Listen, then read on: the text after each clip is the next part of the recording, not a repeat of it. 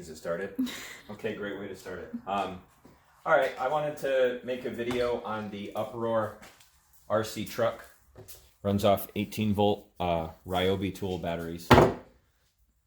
They're, before I got this, I watched some videos, and it's the typical stuff. People open it up and drive it around a little bit and say it's cool, which it is cool. But I wanted to post this for someone who's like, is it worth the money? Because I think I got this one as a gift. I didn't buy it myself, but I think during the Christmas time frame, they pop up between like 60 and 80 bucks, and then more than that if you get the one that comes with the charger and the battery. Is it worth it? I would go ahead and say no, only because it is cool and it works, but it's got some big flaws. I don't have the pins on it right now. One of the first flaws that happened when I got it, the very first one I got, would not connect to the remote. Home Depot, I just brought it to the store, returned it, and then they sent me another one. That one worked, which is this one.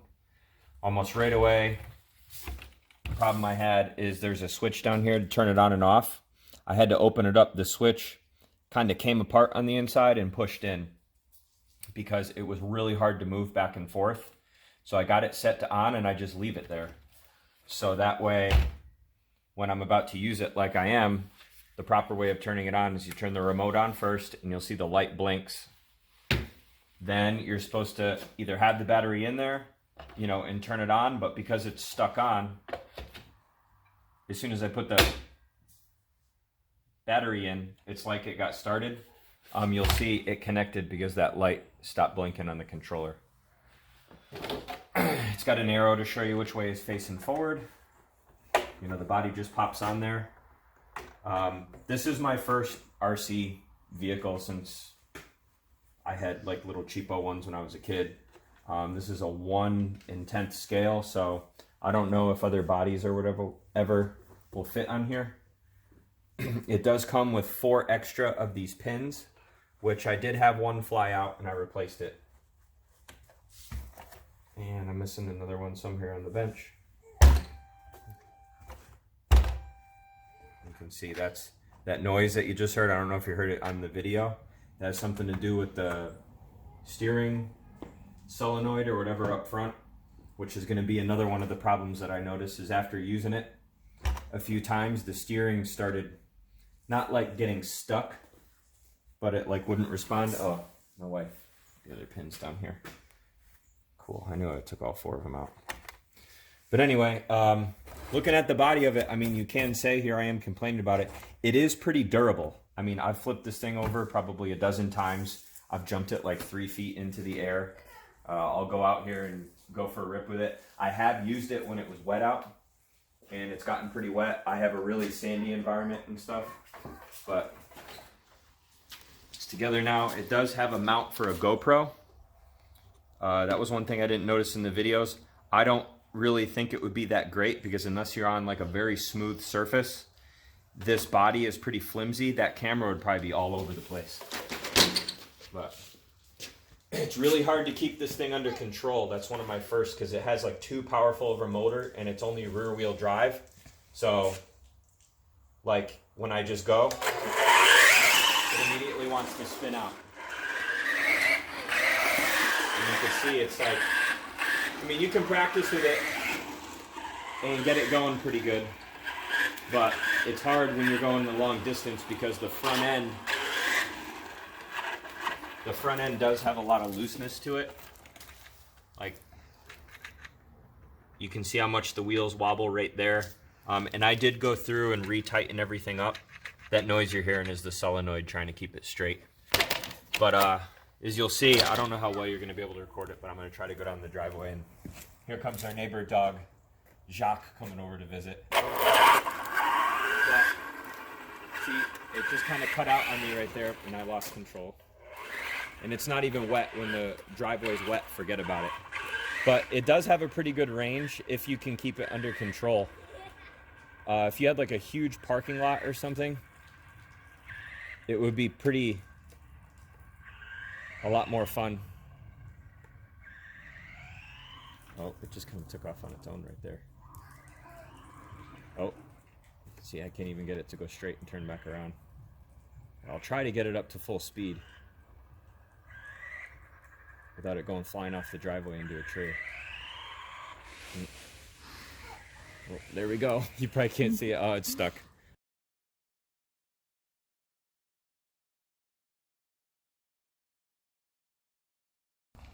All right, we're sending the pit crew down there to get it out of.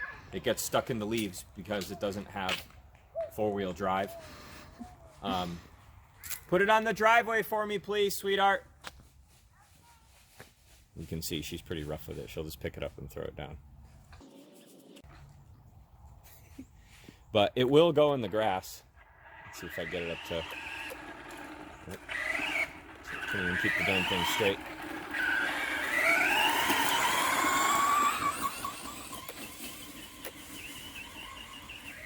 I mean, it gets around, but it's just hard to control.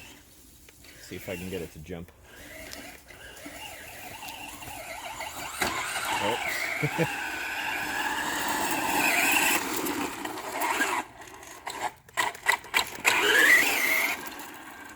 It just cut out on me. Still holding the trigger. That was another thing I noticed. It randomly, both the steering and the throttle will cut out. It says it's variable speed, which it is, but it's like barely. I mean, it's sort of like all or nothing. Oh, sorry. But it will, if you see in the front, the grass is a little bit taller.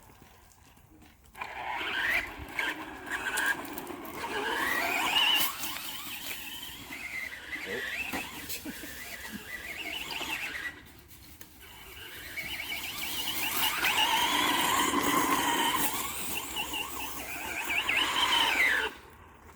Cut out again. But no matter what the battery size is on this thing, like I put one of the 4 amp hours in there, after about 10 minutes of using it like this, especially if you're out in the grass, it has a thermal protection. What's up, bud? High five. It has a thermal protection inside, and you can smell the electric motor getting hot, and it won't allow you to use it. And the way you can tell it's not your battery dead, but it's the thermal overload, is your steering will also stop working, even though it will show the red light on here is connected. I'm not sure if you'll be able to see the details too much, but if you notice the tires are like rubber pneumatic, but they're a really hard rubber. Since it's not 4-wheel drive, if they were a softer rubber, it would probably grip a lot better, both out in the grass and on the asphalt. You can see, I mean, I haven't really used this too much. I haven't even had it a month. Some of the tire is wearing out already. Yeah, it's probably hard to see in the video, but what do you think about the Uproar RC truck? Cool. Do you think it's cool? Yeah. Do you think it's annoying how it gets stuck all the time? Yeah. Yeah, it is kind of annoying, isn't it? But I hope I get it out. You do. You're the little pit crew. You go get it out, huh? Yeah. You want to try driving it one more time over in the grass? Yeah. Okay. In the grass. Okay, remember, you can steer it and stuff too.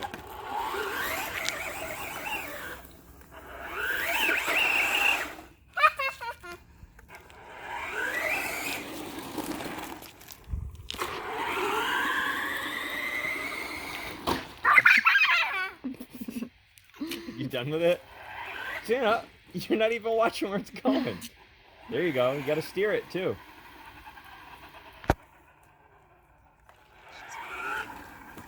You're doing pretty good for a 4-year-old, Savannah. You done? You want to know, Savannah, I know what we could do. You want to set up the jump? Okay, let's do it.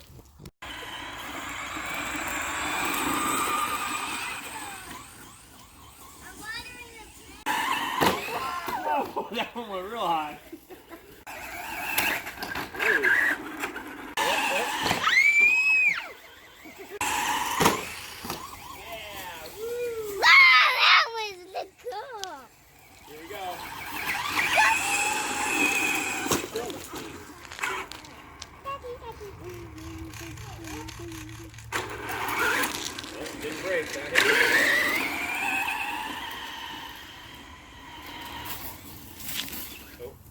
Did I just hit the bush?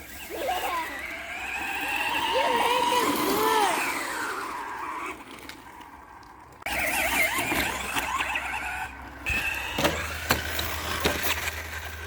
Hit for a walk. Go, go, go. Over.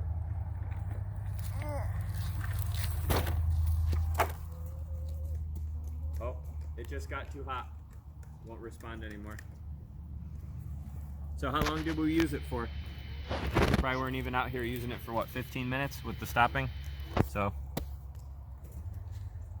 there you have it. So it took some tumbles and stuff. Can you see good lighting right now? Mm-hmm. You can see all the scrapes and stuff. These bumpers actually work really well. There's like a something on the, I kept calling it a solenoid. It's a servo for the steering.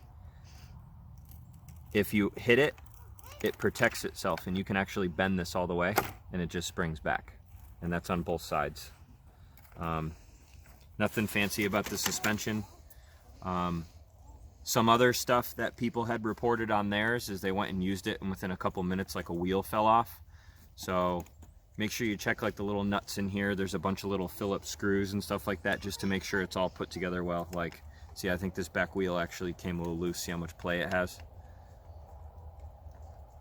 So, but I don't know if it's worth 80 bucks, but it's fun. So I guess if you get it for a gift or you get it on clearance, or one of the things I did do to try to help improve was like add some weight.